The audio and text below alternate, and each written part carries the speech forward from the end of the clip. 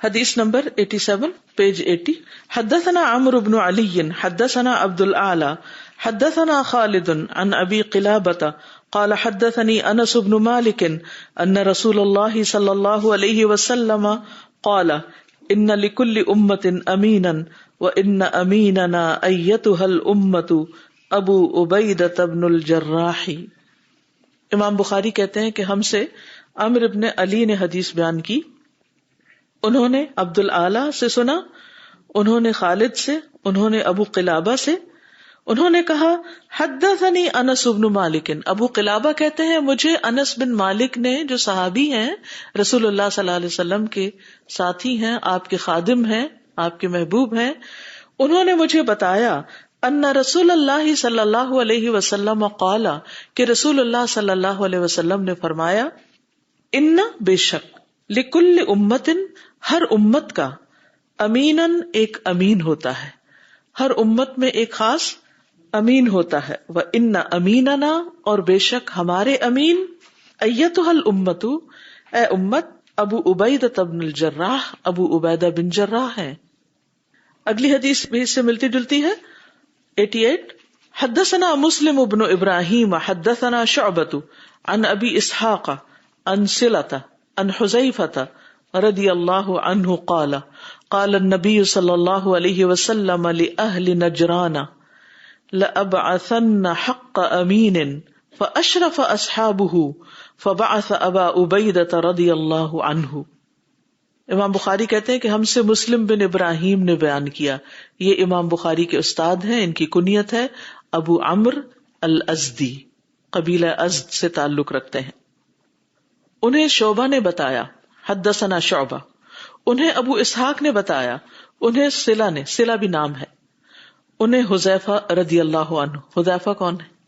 حذیفہ بن یمان. جی اب وہ ایک مانوس سے لگے نا، ورنہ اگر نہ پتا ہو اور کتاب میں پڑھیں تو ہوں گے کوئی.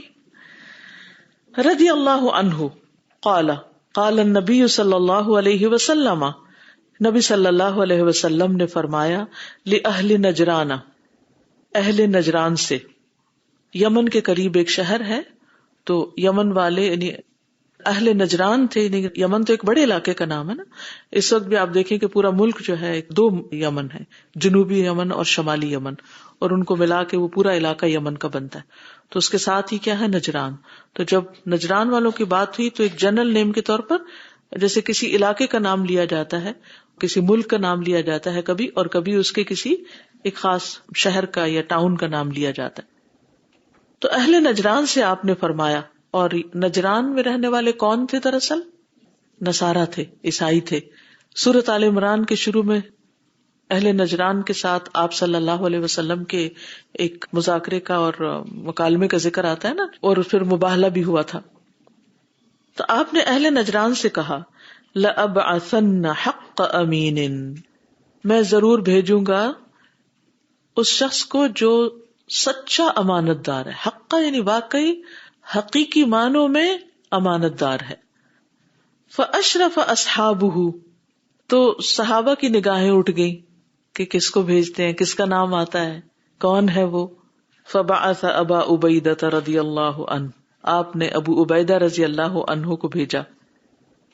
یہاں آپ دیکھ رہے ہیں کہ نبی صلی اللہ علیہ وسلم کے جتنے ساتھی ہیں ان میں سے ہر ایک کی خاص خاص خوبی ہے، ہر ایک ایک الگ پھول ہے. یوں سمجھیے کہ جیسے ایک خوبصورت گلدستہ ہے جس میں رنگ برنگے پھول لگے ہوئے ہیں. گولڈ زیئر ایک مستشرق ہے، اورینٹلسٹ، اس نے صحابہ کے بارے میں کہا کہ یہ ہیروں کی نرسری ہے، یعنی کہ ہیرے ہیں جڑے ہوئے. کوئی ہیرا بڑا ہوتا ہے، کوئی چھوٹا ہوتا ہے، کسی کی چمک کیسے، کسی کی کیسے، اور وہ مل کے ایک عجب روشنی اور چمک پیدا کرتے ہیں. تو بہرحال آپ صلی اللہ علیہ وسلم کے ساتھیوں میں سے ابو بکر کے بارے میں آتا ہے کہ ارحمہم، سب سے زیادہ رحیم اور شفیق تھے. حضرت عمر کے بارے میں آتا ہے کہ وہ عادلہم، بہت عدل والے تھے، عدل فاروقی آپ نے سنا ہوگا. پھر اسی طرح عثمان رضی اللہ تعالیٰ عنہ کے بارے میں کیا آتا ہے کہ بہت حیا دار تھے. حضرت علی رضی اللہ تعالیٰ عنہ کے بارے میں کیا آتا ہے کہ بہت دلیر تھے، اشجعہم، بہت بہادر تھے، اور اس کے ساتھ ساتھ علم میں بھی بہت آگے تھے. یعنی یہ بڑی حیرت انگیز بات ہے نا کہ ان کے علم نے ان کو عملی میدان میں اترنے سے نہیں روکا. پھر اسی طرح معاذ بن جبل، کسی کو معلوم ہے وہ کس چیز میں بڑے ماہر تھے؟ حلال و حرام کے جاننے والے. حلال و حرام کے سب سے زیادہ جاننے والے معاذ بن جبل تھے. سب سے بہترین قاری کون تھے؟ اقرأہم کتاب اللہ کون تھے؟ ابی بن کعب. اور زید بن حارثہ وراثت کے بہت ماہر تھے. زید بن حارثہ وراثت کے علم کو، یعنی علم الفرائض ہے، اس کو خوب جاننے والے تھے. تو بہرحال صحابہ میں سے بہت سے صحابہ جو ہیں وہ ان کی اپنی اپنی ایک کوالٹی ہے، ان کی صفات کے اعتبار سے بھی ان کی کوالٹیز ہیں، اور ان کے اخلاق اور ان کی دیگر خوبیاں بھی ایک دوسرے سے مختلف ہیں. لیکن شخصیتوں کا یہ اختلاف دین کی ترقی کا باعث بنا، آپس میں کنٹرڈکشن کا نہیں.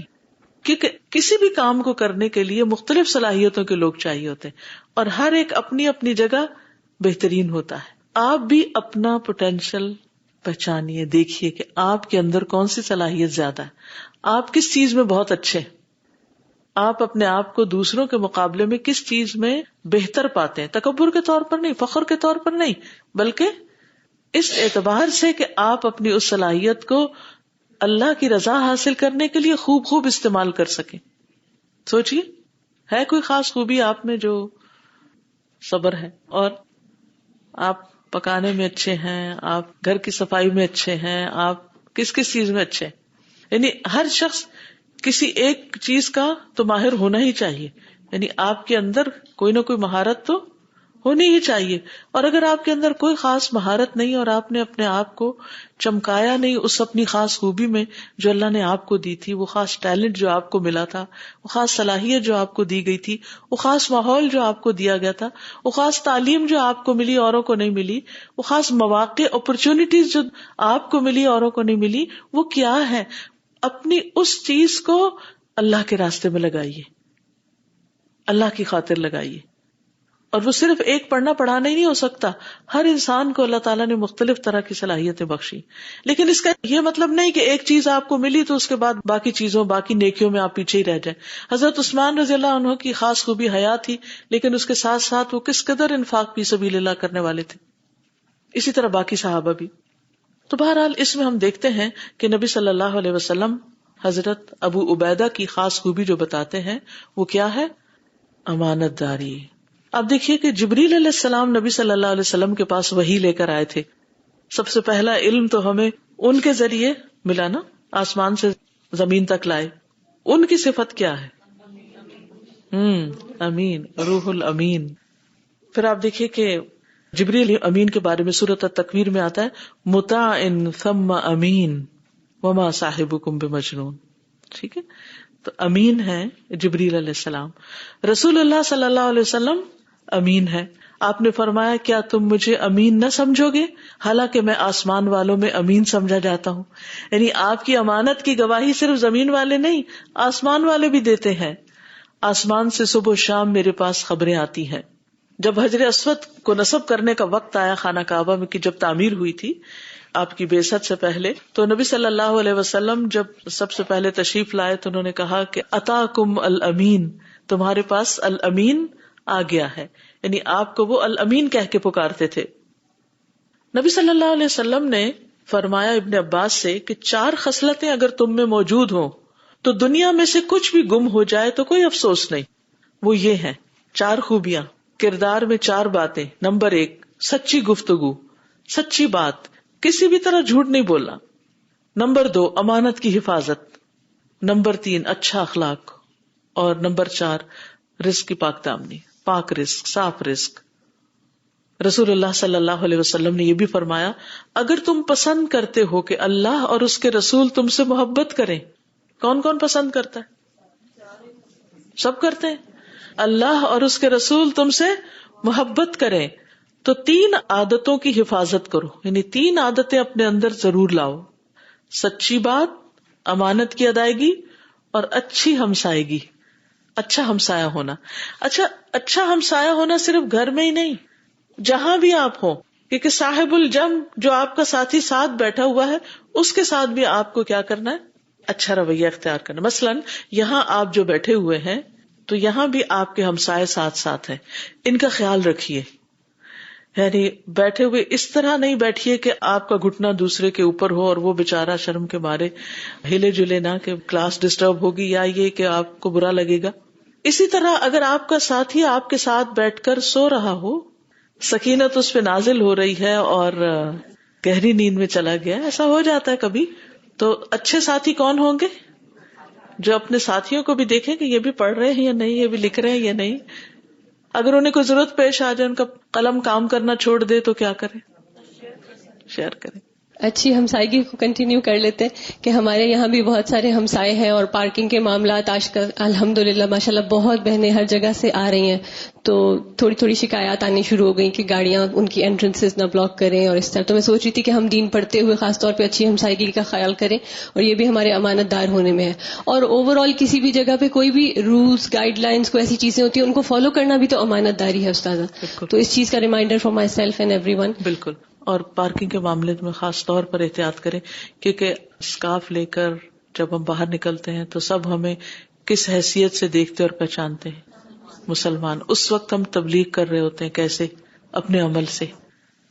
تو ہمارا عمل کیا ہو کہ ہمارے سے کسی کو تکلیف نہ ہو، اذیت نہ ہو. تو اگر پارکنگ کے رولز کچھ بھولے ہوئے ہیں تو دوبارہ پڑھ بھی لیجیے. آپ کے پاس ڈرائیونگ کی کتابیں رکھی ہوئی ہوں گی کہ کیا کرنا درست اور کیا نہیں. خاص طور پر کسی کی گاڑی بلاک نہ کریں، ٹھیک ہے نا، انشاءاللہ. پھر اسی طرح یہ ہے کہ امانت جنت میں لے جانے والی صفت ہے. امانت دار خزانچی جو ہوتا ہے، خاص طور پر مالی معاملات میں امانت. اگر آپ کو کسی نے کوئی ڈونیشن دی ہے یا کوئی فی سبیل اللہ کچھ پیسے جمع کرائے ہیں کہ آپ اس سے یہ کام کر دیں، تو آپ کا کیا فرض بنتا ہے کہ اس سے پھر آپ وہی کام کریں. کسی نے آپ کو کسی کے لیے کوئی چیز دی ہے تو امانت کیا ہے کہ وہ چاہے تنکا ہی ہو اس تک پہنچا دیں. یہ سب چیزیں امانت سے تعلق رکھتی ہیں. ابو موسیٰ روایت کرتے ہیں کہ آپ صلی اللہ علیہ وسلم نے فرمایا، مسلمان خزانچی جو امانت دار ہو اور اپنے مالک کا حکم نافذ کرے، اور بعض دفعہ یہ بھی فرمایا کہ جس قدر اسے حکم دیا جائے اسے پورا کرے اور اس سے اس کا دل خوش ہو، اور جس کے لیے اسے حکم دیا گیا ہے اس کو دے دے، یعنی جس کو دینے کا حکم دیا اس کو پہنچا دے، تو وہ بھی صدقہ کرنے والوں میں سے ایک ہے. چاہے وہ اس کا اپنا مال نہیں، صرف صحیح طور پر امانت ادا کر رہا ہے اور یہی چیز اس کے لیے ثواب کا باعث بن جاتی. اسی طرح نبی صلی اللہ علیہ وسلم نے فرمایا کہ کسی دل میں ایمان اور کفر اکٹھے نہیں ہو سکتے، اور نہ ہی جھوٹ اور سچ، اور نہ ہی خیانت اور امانت اکٹھے ہو سکتے ہیں. باتوں کی امانت، یس، یہ پیسے ہیں جس کے ہیں اس تک پہنچا دیے جائے، یہ چیز ہے، یہ کتاب کسی نے مجھے دی تھی اس تک پہنچا دی جائے. لیکن بعض اوقات ہم راز نہیں رکھتے کسی کے. کسی نے ہمیں کوئی بات بتائی کہ آگے ذکر نہ کریں تو ہم ایکسائٹمنٹ میں جا کے دوسروں کو بتا دیتے ہیں، تو وہ امانت نہیں. اسی طرح یہاں تک کہا گیا کہ اگر کوئی آپ سے بات کرتے ہوئے زبان سے نہیں بھی کہہ رہا نا، صرف ادھر ادھر دیکھ رہا ہے کہ کوئی اور سن تو نہیں رہا، وہ بھی امانت ہو جاتی ہے. اور خیانت نفاق کی علامت ہے، منافقت کی علامت ہے. اور پلسرات کے ایک طرف امانت کھڑی کی جائے گی، اور جو شخص گزرے گا اگر وہ خیانت کار ہوگا تو اس کو وہ پکڑ کے نیچے کھینچ کے جہنم میں گرا دی جائے. تو امانت میں عبادات بھی شامل ہے، گفتگو بھی شامل ہے، راز بھی شامل ہے، ذمہ داریاں بھی شامل ہیں. تو یہ ساری چیزیں کیا ہیں؟ امانت. اللہ سبحانہ وتعالیٰ سے دعا ہے کہ وہ ہمیں بھی امانت عطا کر دے. اچھا، اس کے لیے آپ نے کیا کرنا ہے؟ ویکینڈ پہ جب آپ اپنا گھر صاف کر رہے ہوں، کچن صاف کر رہے ہوں، کوئی بھی چیز، کہیں پر کسی کی کوئی چیز آپ کے پاس رکھی ہوئی ہے تو وہ آپ اسے نکال کر اس تک پہنچا دیں. بعض اوقات ایسا ہوتا ہے نا، ہم رکھ کے بھول جاتے ہیں، اس کے اوپر کوئی اور چیز آ جاتی ہے، اس کے اوپر کوئی اور چیز آ جاتی ہے، اور پھر اچانک نظر پڑتی کہ یہ کیا ہوا. تو کبھی کبھی اپنی اس نیت کے ساتھ بھی ہر چیز کا جائزہ لینا چاہیے کہ کہیں کسی اور کا حصہ تو میری طرف نہیں آ گیا. کیونکہ بعض اوقات ہم جان بوجھ کے نہیں کرتے لیکن بھول چوک ہو جاتی ہے. ہم لوگ فیس بک استعمال کرتے ہیں تو ہم لوگ اپنے پولیٹیشین وغیرہ کی جو برائیاں ہوتے ہیں اگر ہم اس کو ہائی لائٹ کرتے ہیں یا شیئر کرتے ہیں کسی سے تو وہ بھی غلط ہے. وہ امانت خیانت نہیں، وہ پھر یہ ہے کہ ڈیفیم کرنا کسی کو اور غیبت اور بہتان ترازی اس طرح کی چیزوں میں آتا ہے، وہ بھی غلط ہے. ٹھیک ہے. حضرت حسن اور حسین رضی اللہ عنہما. حضرت حسن کون تھے؟ حضرت حسن نبی صلی اللہ علیہ وسلم کے نواسے. الحسن بن علی بن ابی طالب الہاشمی القرشی المدنی الشہید. ٹھیک ہے، یہ بھی ہاشمی تھے، قرشی تھے، مدنی تھے کیونکہ یہ مدینہ میں پیدا ہوئے تھے. ان کی کنیت ابو محمد تھی. نبی صلی اللہ علیہ وسلم کے نواسے اور دنیا میں ان کے خوشبودار پھول.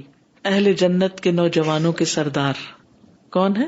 اہل جنت کے نوجوانوں کے سردار. سیدہ فاطمہ بنت رسول اللہ صلی اللہ علیہ وسلم کے بیٹے. ان کے والد امیر المومنین علی رضی اللہ عنہ. حضرت حسن نصف رمضان کو سن 3 ہجری میں پیدا ہوئے ہیں. کب پیدا ہوئے؟ 3 ہجری میں پیدا ہوئے. نبی صلی اللہ علیہ وسلم نے ان کی تربیت کی تھی. حضرت حسن بن علی 8 سال تک محمد صلی اللہ علیہ وسلم کے ہاتھوں تربیت لیتے رہے. آپ نے اپنی آنکھوں کے سامنے ان کی تربیت کی. آپ ان سے بہت محبت کرتے تھے. ولادت کے پہلے دن سے ہی ان کی تربیت کی ذمہ داری سنبھال لی. آپ نے ان کا نام حسن رکھا. ان کو برکت کی دعا دی, ان کو گھٹی دی, اور آپ ان کے ساتھ کھیلتے تھے. یعنی بچپن سے ہی ان سے محبت کرتے, ان پہ شفقت کرتے, ان کو بوسہ دیتے, ان کو اپنے گلے سے لگاتے, ان کو اپنے کندھوں پر بٹھاتے. ہمارا بچوں کے ساتھ کیا سلوک ہے؟ ہم بچوں کے ساتھ کتنی محبت کرتے, ان کو کتنی توجہ دیتے ہیں. کیونکہ تربیت کرنے کے لیے پہلی چیز یہ ہے کہ ہم ان کو محبت دیں, ان کی غلطیوں کو اگنور کریں اور ان کی تکلیفوں پر صبر کریں. کیونکہ اگر ان کی تکلیفوں پر ہم صبر نہیں کریں گے تو ہم ان کی تربیت نہیں کر سکتے. بچے مسجد میں آئے ہیں, ذرا سا شور ہوا, ڈانٹ ٹپکار شروع ہو گئی, کوئی ادھر ادھر بھاگ رہا ہے تو اس کے پیچھے پڑ گئے, آنکھیں دکھائیں, بال کھینچے, ہاتھ کھینچے, یعنی ان کو ہم ایسی لکس دیتے ہیں کہ وہ چلے جائیں یہاں سے. تو پھر آپ کی مسجدیں آباد کون کرے گا آگے؟ میں سب بڑوں کو خصوصی طور پر تاکید کرتی ہوں کہ بچوں کی طرف سے آئی ہوئی تکلیفوں پر صبر کریں, ان کے ساتھ محبت کریں. ٹھیک ہے, ان کو ڈسپلن کریں, ان کے لیے ایسی ایکٹیویٹیز رکھیں, ان کے لیے ایسی چیزیں سوچیں کہ جس کی وجہ سے وہ نمازیوں کو تکلیف نہ دیں. لیکن صرف ڈانٹ ڈپٹ کر کے ان کو بگانا جو ہے یہ بہت بڑی زیادتی ہے. آپ اپنے لیے کوئی صدقہ جاریہ نہیں کما رہے. ان کے لیے الگ حصہ مخصوص کریں, کچھ لوگ ان کے اوپر ذمہ دار ہوں, وہ بیٹھ کر ان کو بھی کچھ سکھائیں تاکہ ان کا وقت ضائع نہ ہو. یہ نہیں کہ ماں باپ نماز پڑھ رہے ہیں اور بچے جو ہیں وہ آوارہ گردی کر رہے ہیں. کچھ بہنوں نے نماز نہیں پڑھنی ہوتی, وہ خود آگے بڑھ کر والنٹیئر کریں اور وہ ان کی ذمہ داری لیں اور ان کو سنبھالیں. حضرت حسن رضی اللہ عنہ 49 ہجری میں وفات پائے, زہر دیے جانے سے فوت ہوئے تھے. آپ دیکھیے کہ لوگ جو ہیں وہ نواسے رسول کو بھی نہیں چھوڑتے. شیطان اس طرح لوگوں کے پیچھے ہوتا ہے. بقیع غرقد میں اپنی والدہ فاطمۃ الزہرا کے پہلو میں دفن ہوئے. پھر ہیں حضرت حسین رضی اللہ عنہ. حسین بن علی بن ابی طالب بن عبد المطلب بن ہاشم الہاشمی القرشی. ان کی کنیت ابو عبداللہ ہے. پیدائش ہجرت کے 4تھے سال پیدا ہوئے. تو بڑے کون ہیں؟ حضرت حسن. اور 1 سال بعد پیدا ہوئے حضرت حسین. آپ کے نواسے ہیں نبی صلی اللہ علیہ وسلم کے, کربلا کے شہید ہیں, اور آپ کی بیٹی فاطمۃ الزہرا کے بیٹے, اور دنیا میں نبی صلی اللہ علیہ وسلم کے خوشبودار پھول. ان دونوں کے بارے میں نبی صلی اللہ علیہ وسلم نے فرمایا کہ یہ جنتی نوجوانوں کے سردار ہیں اور ان کے والد ان سے افضل ہیں. یعنی حضرت علی جو ہیں وہ مقام میں ان سے افضل ہیں. آپ کا ان دونوں کے ساتھ بہت تعلق تھا. حضرت حسن کی جب پیدائش ہوئی تو حضرت علی نے ان کا نام حرب رکھا. آپ تشریف لائے, آپ نے پوچھا میرا بیٹا تو دکھاؤ, اس کا نام کیا رکھا ہے؟ حضرت علی کہتے ہیں میں نے کہا حرب رکھا ہے. حرب کا مطلب ہوتا ہے جنگ. آپ نے فرمایا نہیں, اس کا نام حسن ہے. جب حسین پیدا ہوئے تو انہوں نے پھر ان کا نام حرب رکھ دیا. تو نبی صلی اللہ علیہ وسلم پھر تشریف لائے اور فرمایا میرا بیٹا مجھے دکھاؤ, اس کا نام کیا رکھا ہے؟ تو انہوں نے عرض کیا حرب. فرمایا نہیں, یہ حسین ہے. تو اس طرح آپ نے دونوں کے ملتے جلتے نام رکھے اور دونوں ہی بڑے خوبصورت نام ہیں, حسن اور حسین. ملا کر ان کو حسنین بنتا ہے. اب اس سے کیا پتہ چلتا ہے کہ اگر نانا یا نانی یا لڑکی کے پیرنٹس پڑھے لکھے لوگ ہیں تو اگر وہ تھوڑی مداخلت کر کے بچوں کے نام صحیح کرتے ہیں یا ان کی تربیت میں کوئی حصہ ڈالنا چاہتے ہیں تو دوسرے فریق کو اس پر مائنڈ نہیں کرنا چاہیے, ناراض نہیں ہونا چاہیے, بلکہ خوش ہونا چاہیے. ٹھیک ہے نا, اس کو ویلکم کرنا چاہیے. اور اگر نہ بھی ہو تو آپس میں دونوں خاندانوں کی محبت اسی طرح بڑھتی ہے کہ مشورے سے مل جل کے کام کریں. نبی صلی اللہ علیہ وسلم بچوں کے ساتھ کھیلتے تھے. حضرت حسن بن علی کے لیے آپ اپنی زبان نکالتے تھے. آپ اللہ کے رسول ہیں, آپ قرآن کی تعلیم دے رہے ہیں، سنت کی تعلیم دے رہے ہیں، اور جب بچوں کے ساتھ معاملہ کرتے ہیں تو ان کو خوش کرنے والی حرکات کر رہے ہیں. اچھا، اگر ہم میں سے کوئی زبان نکال کے کسی بچے کے ساتھ کھیل رہا تو کہ یہ تو میچور ہی نہیں ہے. نہیں، میچور ہوں جہاں ضرورت ہے میچور ہونے کی، لیکن بچوں کے ساتھ آپ ہر وقت بڑے بنے رہے اور خوف زدہ کرتے رہے ان کو، تو یہ ان کی تربیت میں فائدہ مند نہیں. تو جب وہ آپ کی زبان کی سرخی دیکھتے تو خوش ہو کر اس کو پکڑنے کے لیے ہاتھ آگے بڑھاتے. پھر اسی طرح یعلا بن مرہ کہتے ہیں کہ وہ لوگ نبی صلی اللہ علیہ وسلم کے ساتھ ایک دعوت کے لیے نکلے. تو جب آپ نکلے تو اچانک دیکھا کہ حضرت حسین گلی میں کھیل رہے ہیں. نبی صلی اللہ علیہ وسلم نے اپنے ساتھیوں کو چھوڑا، آگے بڑھے اور آگے بڑھ کر ان کو پکڑنے کے لیے ہاتھ پھیلا دیے، نہیں اس طرح آؤ میری طرف. تو وہ ادھر ادھر بھاگنے لگے، جیسے بچوں کی عادت ہوتی ہے نا، جب انہیں کہا ادھر آؤ تو وہ آگے پیچھے ہوتے ہیں. نبی صلی اللہ علیہ وسلم ان کو ہنساتے رہے، یعنی ان کے ساتھ کھیلتے رہے. آخر انہیں پکڑ لیا، اپنا ایک ہاتھ ان کی ٹھوڑی کے نیچے رکھا، دوسرا ان کے سر کے پچھلے حصے پہ رکھا اور پھر ان کو چوم لیا اور پھر چھوڑ دیا اور پھر چلے گئے. اب آپ دیکھیے کہ آپ اپنے کسی کام سے جا رہے ہیں اور بچے کھیل رہے ہیں، اگنور کر کے نہیں چلے گئے بلکہ اپنی محبت کا اظہار کر کے گئے ہیں. کیوں؟ بچوں کو جی اٹینشن ضرور دیں، کیونکہ بچوں کو سب سے زیادہ محبت چاہیے ہوتی ہے. اور پھر ایک بچے کی تربیت صرف ماں باپ نہیں کرتے، نانا نانی، دادا دادی، پورا خاندان، کنبا، قبیلہ، کہتے کہ پورا ولیج ایک بچے کی تربیت کرتا ہے، پوری سوسائٹی کر رہی ہوتی ہے. تو ہر ایک کو اپنا حصہ ڈال دینا چاہیے. کسی کا بھی بچہ ہو، پیار محبت سے آپ اس کو دیکھتے ہیں، اس کو کچھ بھی سکھاتے ہیں. یہاں مجھے کل تیمیہ بتا رہی تھی کہ جو ماشاءاللہ شگفتہ اور سمینہ ہے، اتنا پیار کرتی ہیں بچوں سے، جو بچوں کو سنبھالتی ہیں. کہتے ہیں کہ جب وہ مسجد میں مائیں ان کو لے کر آتی ہیں تو وہ ماں کو چھوڑ کے پھر ان کے پاس بھاگتے ہیں، یعنی ماں سے زیادہ پیار کرتے ہیں. اب آپ دیکھیے کہ ٹھیک ہے ماں کا بھی حصہ ہے، لیکن ان کا حصہ بیچ میں آ گیا ان کی تربیت میں. ان سے جو کچھ ان بچوں نے سیکھا پیار محبت اور شفقت کی وجہ سے، اس ساری زندگی ان کی شخصیت کا ایک حصہ رہے گا. اور اس طرح یعنی ایک استاد جو ہوتا ہے یا ایک کیئر ٹیکر جو ہوتا ہے اور بچوں کو دیکھنے والا، وہ سارے اس اجر میں پھر برابر کے شریک ہو جاتے ہیں. جی آپ کچھ کہتے ہیں؟ پہلے بچوں کو ہم اٹینشن دیتے نہیں، اور جب وہ پھر اس طرح کی حرکتیں کرتے ہیں تو ہم کہتے ہیں اٹینشن سیکر. جی بالکل. پھر آپ ان کے جذبات کا بھی خیال رکھتے تھے. ایک دفعہ رسول اللہ صلی اللہ علیہ وسلم پچھلے پہر کی 2 نمازوں ظہر یا عصر میں سے کسی نماز کے لیے باہر تشریف لائے. جب آپ حسن یا حسین کو اٹھائے ہوئے تھے، نبی صلی اللہ علیہ وسلم نے آگے بڑھ کر انہیں ایک طرف بٹھا دیا اور نماز کے لیے تکبیر کہہ کے نماز شروع کر دی. جب آپ اپنی نماز میں سجدے میں گئے تو خوب لمبا سجدہ کیا.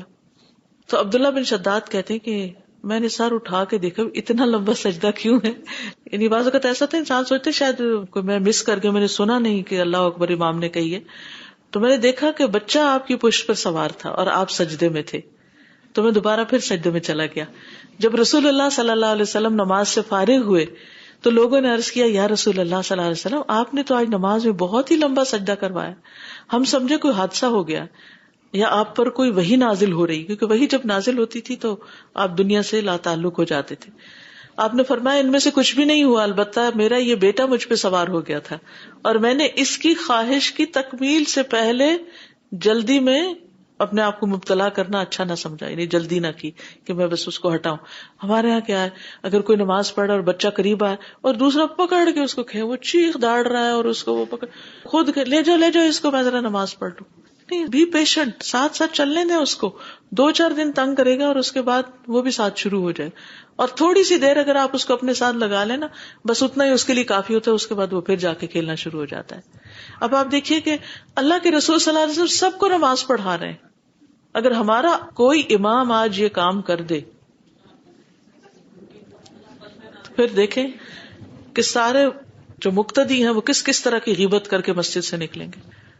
صبر نہیں ہے ہم میں، اصل میں صبر نہیں ہے اور اعتماد نہیں ہے ایک دوسرے پر. ٹرسٹ کا ہونا بڑا ضروری ہے.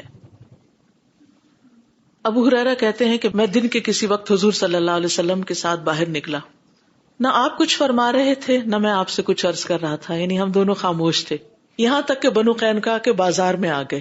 یہ یہود کا بازار تھا. پھر آپ واپس چل پڑے یہاں تک کہ فاطمہ رضی اللہ عنہا کے گھر تشریف لائے. پھر فرمایا کیا یہاں چھوٹو ہے، کیا یہاں چھوٹو ہے. آپ کی مراد حضرت حسن سے تھی. ہم نے سمجھ لیا کہ ان کی والدہ انہیں روک رہی ہیں کہ انہیں نہلا دیں اور ان کے گلے میں خوشبودار ہار ڈالیں، لونگ وغیرہ کا. کچھ ہی دیر گزری کہ وہ بھاگتے ہوئے آئے، یہاں تک کہ دونوں نے ایک دوسرے کو گلے سے لگایا، یعنی آپ نے ان کو تو رسول اللہ صلی اللہ علیہ وسلم نے فرمایا اے اللہ میں اس سے محبت کرتا ہوں، تو بھی اس سے محبت فرما، اور جو اس سے محبت کرے تو اس سے بھی محبت فرما. میں بھی محبت کرتا ہوں یا رب، تو بھی محبت کر، اور جو بھی اس سے محبت کرے تو ان سب سے محبت کر. تو آپ دیکھیے کہ اگر ہم چاہتے ہیں کہ اللہ سبحانہ وتعالیٰ کی محبت ہمیں حاصل ہو تو ہمیں کیا کرنا چاہیے؟ آپ کے اہل بیت سے محبت کرنی چاہیے، حضرت حسن حسین سے محبت کرنی چاہیے، حضرت فاطمہ سے محبت کرنی چاہیے، یہ آپ کے محبوب ترین لوگ تھے. پھر اسی طرح آپ صلی اللہ علیہ وسلم نماز پڑھتے، حسن اور حسین دونوں کھیلتے اور آپ کی پشت پہ آ کے بیٹھ جاتے. مسلمانوں نے ایک مرتبہ ان کو پکڑا کہ دور لے جائیں. جب آپ نے سلام پھیرا تو کہا کہ ان کو چھوڑ دو. آپ نے فرمایا میرے ماں باپ قربان جائیں، جو مجھ سے محبت کرے اسے چاہیے کہ وہ ان دونوں سے محبت کرے. یعنی اگر واقعی تمہیں اللہ کے رسول سے محبت ہے تو پھر جن سے آپ محبت کرتے تھے ان سے بھی محبت کرو. حضرت عائشہ فرماتی ہیں کہ نبی صلی اللہ علیہ وسلم صبح کے وقت اس حال میں نکلے کہ آپ اپنے اوپر ایک ایسی چادر اوڑے ہوئے تھے کہ جس پر سیاہ بالوں سے نقش بنے ہوئے تھے. اسی دوران میں حضرت حسن بن علی آ گئے، آپ نے ان کو اپنی اس چادر کے اندر کر لیا. پھر حسین آ گئے، آپ نے ان کو بھی چادر کے اندر کر لیا. پھر فاطمہ آئی، آپ نے ان کو بھی چادر کے اندر کر لی. پھر حضرت علی آئے، ان کو بھی چادر کے اندر کر لیا. تو آپ دیکھیے ذرا امیجن کیجیے سین کیا ہوگا کہ سارے آپ کی چادر کے نیچے. یہ بھی محبت کا ایک انداز تھا نا. ہم بچوں کے ساتھ ایسے کھیلتے ہیں، اور اگر بچے بڑے ہو جائیں، شادی ہو جائے ان کی، تو پھر تو ان کو ڈسٹینس پر ہی رکھتے ہیں. ہم تو ایسا کبھی سوچتے بھی نہیں کہ اچھا بڑے آ گئے ہیں تو بڑوں کا کیا ہے، بڑے بھی بچے ہیں نا، ان کو بھی آ جاؤ، تم بھی آ جاؤ. کتنا خوبصورت منظر اور کتنا خوبصورت انداز. اس سے گھریلو زندگیاں، خاندانی زندگیاں خوشگوار ہوتی ہیں. ہمارے گھروں سے خوشیاں کیوں ختم ہو گئی ہیں؟ محبتیں ختم ہو گئی، تکلف آ گئے ہیں، قدر نہیں رہی ایک دوسرے کی، ایک دوسرے سے بیزاری. ہم انتظار کرتے تھے دوسرا عزت کرے، دوسرا مجھے محبت کرے، دوسرا میری قدر کرے. کیوں نہیں آپ پہل کرتے، آپ شروع کر دیں. پھر اسی طرح حضرت اسامہ بن زید سے بھی آپ کو بہت محبت تھی. تو وہ کہتے ہیں کہ رسول اللہ صلی اللہ علیہ وسلم مجھے اپنی ایک ران پہ بٹھاتے، حضرت حسن کو دوسری پہ بٹھاتے. حضرت اسامہ بہت سیاہ رنگ کے تھے کیونکہ ان کی جو والدہ تھی ام ایمن وہ حبشی تھی، سیاہ فام تھی، اور حضرت حسن جو تھے وہ بہت سفید تھے. تو دونوں ایک دوسرے کا کنٹراسٹ تھے، ایک ایک طرف بیٹھا، ایک ایک طرف بیٹھا، اور آپ دونوں سے پیار کر رہے ہیں. اور آپ فرماتے اے اللہ ان دونوں پر رحم کر، میں بھی ان پہ رحم کرتا ہوں. اب اس میں حضرت زید جو تھے وہ آپ کے منہ بولے بیٹے تھے، بعد میں اس چیز سے روک دیا گیا، لیکن آپ کو حضرت زید سے بھی بہت محبت تھی. اسی لیے حضرت زید کے جب باپ اور چچا ان کو لینے کے لیے آئے، انہوں نے خود انکار کیا کہ ہم نہیں جائیں گے. نبی صلی اللہ علیہ وسلم نے ان کو اختیار دیا تھا. تو بہرحال اب آپ دیکھیے کہ بعض اوقات آپ اپنے بچوں سے تو پیار کر رہے ہوتے ہیں، لیکن کوئی دوسرا بچہ پاس کھڑا دیکھ رہا تھا، آپ اس کو نہیں بلاتے. مثلا آپ بچوں کو پک کرنے کے لیے اسکول گئے، آپ اپنے بچے کو لیتے ہیں، گلے لگاتے ہیں، سب پیار کرتے ہیں، اس سے باتیں کرتے ہیں. ایک بچہ اکیلا بےچارا کھڑا ہے، پتہ نہیں کسی سنگل پیرنٹ کا ہے، ماں ہے یا باپ ہے، پتہ نہیں کام پہ ہے، کب آئیں گے. وہ کھڑا ہے انتظار میں اداس شکل لے کر، وہ دیکھ رہا ہے ہر ایک کے ماں باپ آ رہے ہیں، گلے لگاتے ہیں، محبت سے لے جاتے ہیں. کیا کرنا چاہیے؟ کبھی وقت نکالیں تھوڑا سا، تو اور کچھ نہیں. ٹھیک ہے یہاں کے رولز ریگولیشن ہوں گے، آپ اس کو اٹھا نہیں سکتے، پیار نہیں کر سکتے، گلے نہیں لگا سکتے، لیکن سر پہ ہاتھ رکھ دیں، اسمائل پاس کر دیں، سلام کر دیں، انکریج کر دیں، کچھ نہ کچھ ایسا جیسچر شو کریں کہ جس سے اس کو پتا چلے کہ آپ اسے امپورٹینس دے رہے ہیں، وہ ان اٹینڈیڈ نہیں ہے. بس یہ بھی ایک صدقہ ہے، اسمائلنگ ایک صدقہ ہے، اور وہ صرف بڑوں کے لیے نہیں، بچوں کے لیے تو اور زیادہ کرنا چاہیے. اور اگر مسجد میں آپ دیکھیے الحمدللہ یہاں کی کمیونٹی میں سب رنگوں کے لوگ ہیں، تو اس میں کوئی ہمیں باعث نہیں ہونا چاہیے، اور کوئی رنگ اور نسل کی بنا پر کوئی ریشزم نہیں ہونا چاہیے، نسلی تعصب نہیں ہونا چاہیے. سب کو پیار کر، اور ایک دفعہ محبت کی نظر سے دیکھیں تو اسی اللہ آپ کے دل میں ان کی محبت ڈال دے گا. یہ نہیں کہے کہ یہ تو فلاں ہے اور یہ فلاں ہے اور یہ فلاں ہے، نہیں.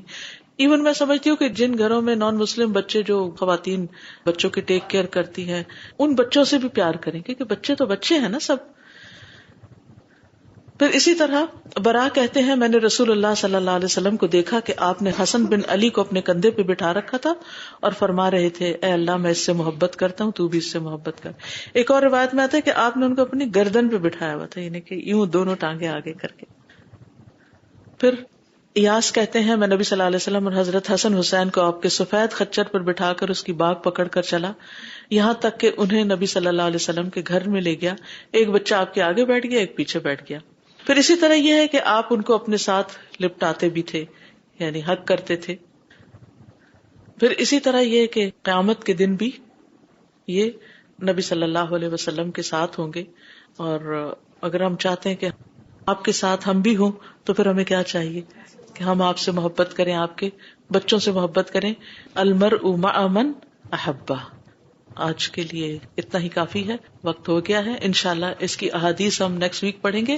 جی آپ کچھ کہنا چاہیں؟ سازا جیسے نبی صلی اللہ علیہ وسلم ان سے بہت محبت کرتے تھے اور بہت ساری آپ نے مثالیں دی، تو انہوں نے اللہ سے دعا کی کہ اللہ آپ بھی ان سے محبت کریں. تو آپ کی بات مجھے یاد آئی تھی، آپ نے کہا تھا کہ ہم اپنے بچوں کے لیے کیوں نہیں مانگتے.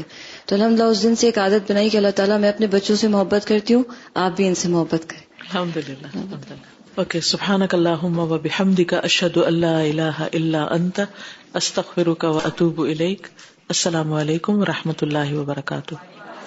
اللهم صل على محمد وعلى آل محمد كما صليت على